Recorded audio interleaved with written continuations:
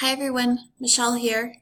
I just wanted to take a little bit of your time today to talk to you a little bit about something that is very in the news right now and has been for several years and is a growing concern for our country. The neglected crisis in American schools, school bullying. On April 20th, 1999 was just another day for students, teachers, and parents at Columbine High School. A date that many will never forget, and as a result, our country will also never forget. On April 20th was a rude awakening for our country. Suddenly, the actions of two bullied teens had brought vengeance upon their whole community, killing many and harming others. As a result, the communities and the law enforcement and state officials have come together to try to put new policies in place for school bullying. On February 14, 2018 is another recent tragedy that you may have heard about in the news. Another former student of a Florida high school walked in and shot and killed 17 people and injured many more. Their lives are forever changed, all because one student was being bullied. One of his close friends came to say that if somebody could have approached a faculty member, a guidance counselor, a teacher, or someone saying that this kid is being bullied and it's happening a lot, then maybe somebody could have done something about it. But because nobody did that and nobody came forward, this young man went into the school and hurt many people. Sadly, we see it in the headlines all the time. Bulliers attack 11-year-old in a coma. Online bullying claims lives of a teenager. Mean Girls, teen suicide calls attention to cyberbullying.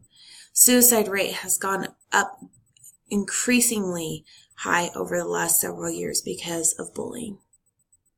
But before we can do anything about it, we have to understand what bullying is. It's defined at stopbullying.gov. It's defined as unwanted, aggressive behavior among school-age children that involve a real power imbalance. The behavior is repeated or has the potential of being repeated over time. There's many different types of bullying. There's verbal abuse, there's physical abuse, there's social abuse, and then the most popular among teenagers these days is cyberbullying.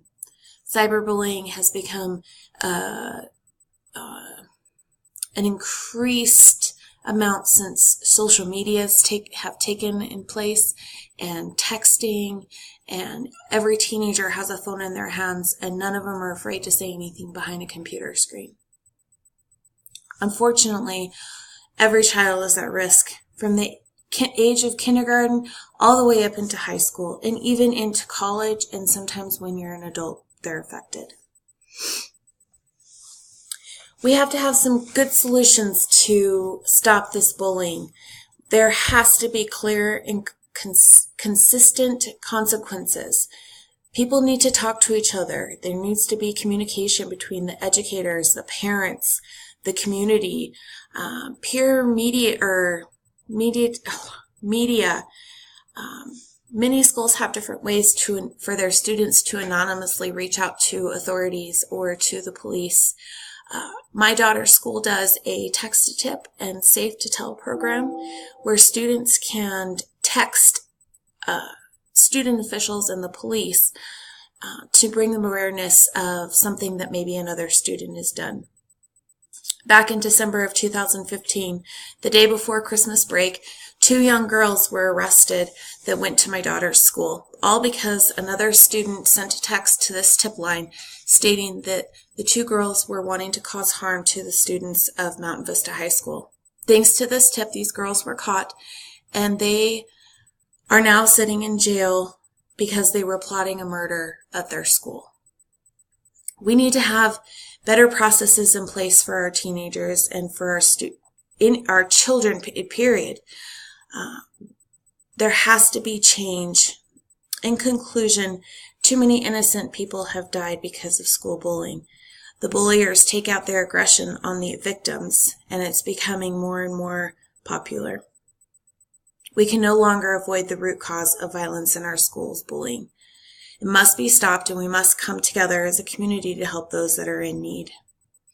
We also must take the steps to prevent further pain, emotional, and physical abuse in the youth in America.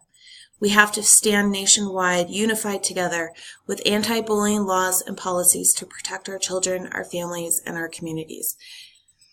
Thank you for listening, and I hope that we can all learn something from this and be able to maybe step up next time you see somebody who's being bullied. Thank you.